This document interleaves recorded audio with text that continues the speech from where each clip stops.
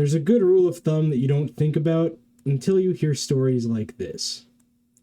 Don't open the door at night.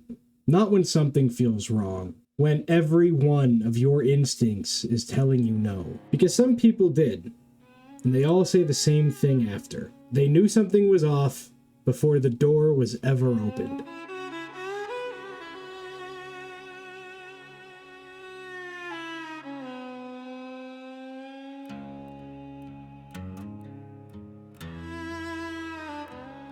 The first widely known encounter comes from Brian Bethel in 1996. He was sitting in his car late at night, parked outside of a movie theater, writing a check. Normal night for Brian, until someone knocked on his car window. It was two boys, standing just outside the vehicle. At first glance, this is nothing unusual. Kids outside the theater, maybe 12 or 13 years old. They're quiet, wearing hoodies, but something felt wrong immediately. These kids didn't act like kids.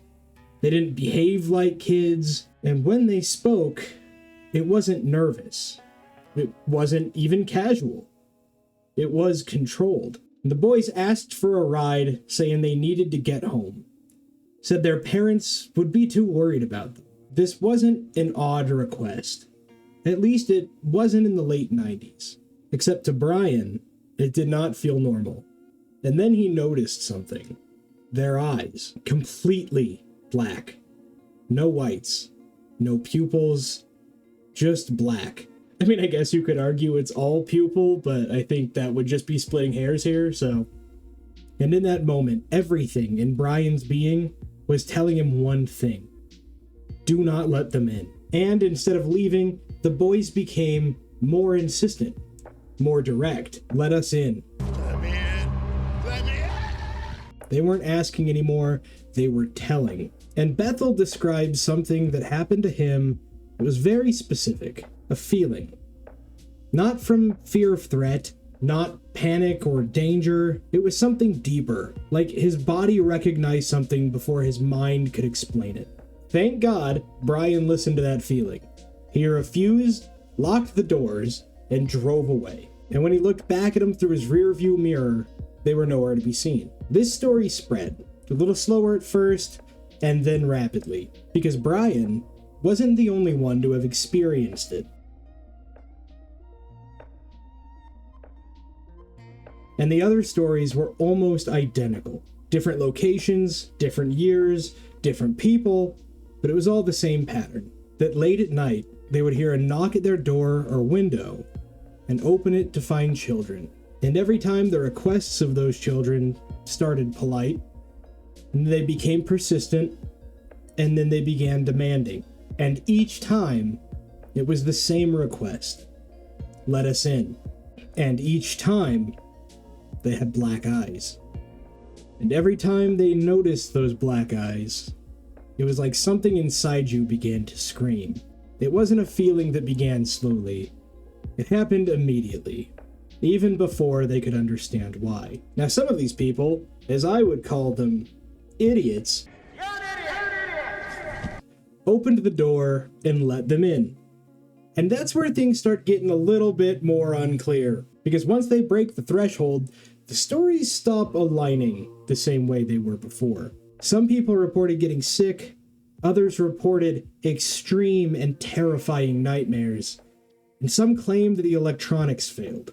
And for some who let them in, nothing happened at all, except that feeling that someone had entered their space that didn't belong there. And that's where we need to stop and look at this differently. Because if this was only an urban legend, you'd expect variation. You'd expect at least a little bit of creativity. But what you see instead is consistency. It's always the same behavior, the same phrases, and the same escalation.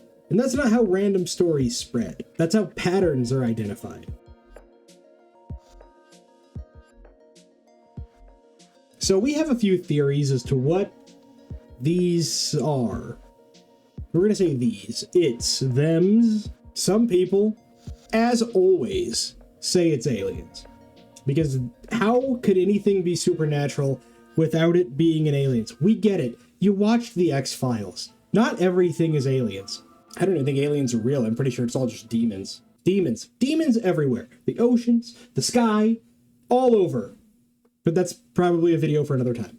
Other people say it's government experiments. That one I am a little bit more apt to believe on account of the government lying to you all the time about everything forever. And others say that this is just an internet horror story. But there's one explanation that lines up with the behavior more than anything else. And that's where we turn to scripture. I told you, demons everywhere. Because biblically, evil doesn't present itself all the time as obviously evil. Evil likes to disguise itself. Because 2 Corinthians 11:14 states, even Satan disguises himself as an angel of light. He tries to present himself as something acceptable. Something that you would let in. Now let's think about the stories of the black-eyed children.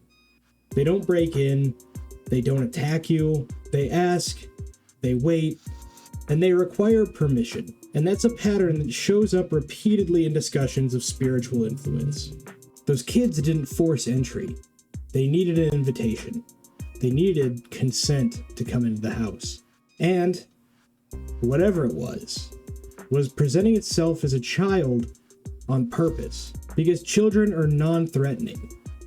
In fact, they're vulnerable. And then, this creature began to push. Just enough to make you doubt your instincts. Just enough to make you second guess. Until you either say yes, or you don't.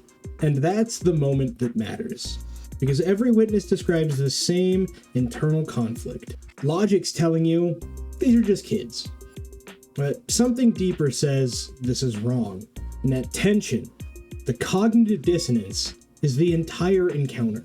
And once you recognize that, the behavior makes a lot of sense. They wait for you to be isolated.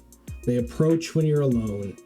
And they speak in controlled, almost rehearsed language. And then they escalate the situation without fully breaking the illusion. And it's not random, it's intentional. And whether you interpret that as psychological or spiritual, it isn't normal.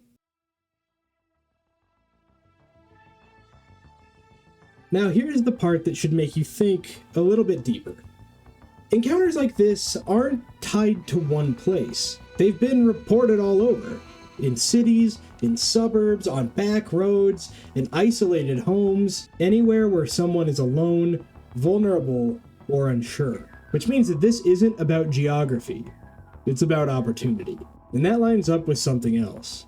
Because in scripture, the enemy is described as watching, waiting, seeking, prowling like a lion, targeting individuals without the tools to fight against it. It finds you in your moments of weakness, your moments of isolation, moments where decisions have to be made.